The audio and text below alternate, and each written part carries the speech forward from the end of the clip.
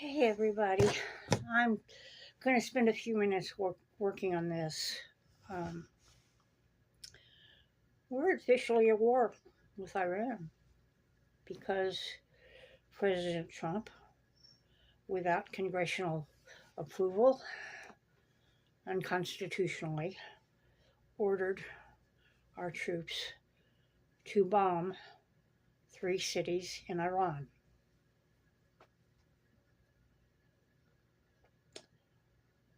Because he wants to be in favor of Netanyahu of Israel, who is at war with Iran and every other country around Israel because they're trying to colonize and take over the whole peninsula. Iran's response to what President Trump did was to say that the U.S. started it, but Iran will finish it. So we are officially at war. And it's so weird because I had this precog dream. It's been recurring over and over and over again for several weeks now of bombs dropping and of the U.S. being at war. And I've had dreams of World War III with us being at the focus of it. But this one that I've had for like 3 or 4 weeks straight now, keeps every so often pops up in my dreams, was watching bombs and phosphorus bombs and maybe small nuclear bombs being dropped. And so here it is, it's come to pass.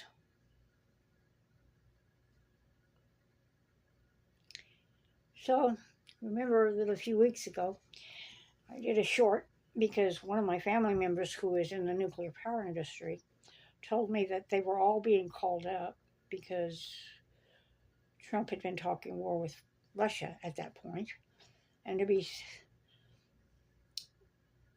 storing up a couple of weeks worth of water and food, canned foods, and things that didn't have to be cooked because it might not be available. And we might not have anything available because in the midst of all of this happening,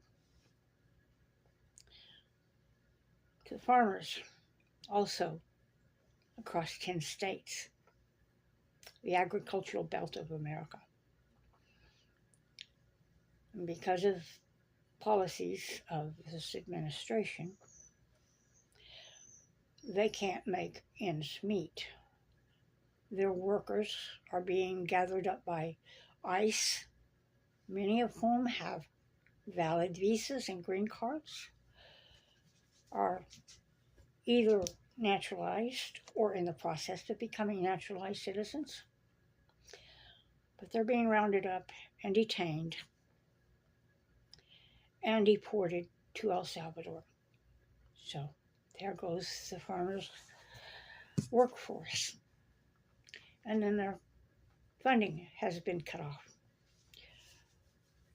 So they can't even get their tractors and other machinery maintained, which is very expensive for them.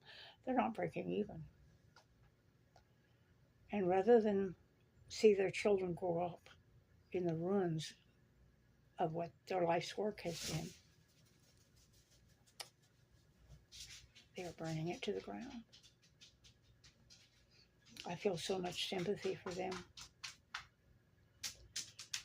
So many of them voted for Trump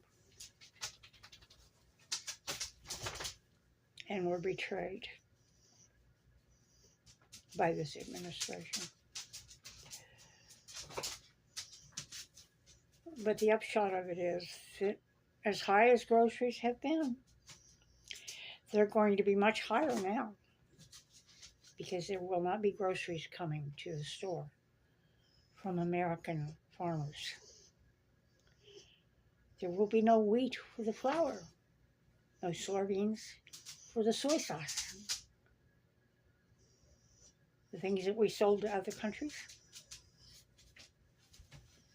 it's not going to be there.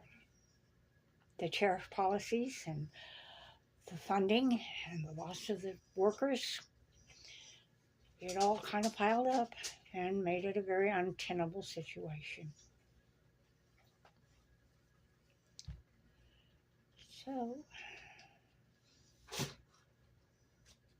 we all fucked around and found out. I hope y'all have a very good week. And I hope we survive the troubles that are coming our way. I love you all and thank you so much for watching. Even if our politics differ, I'm just letting you know what's happening.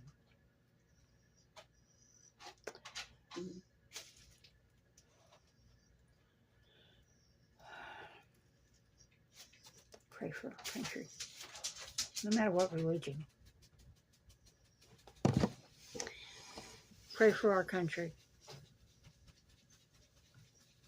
Because right now, the only thing that will save us is if we gather together in one accord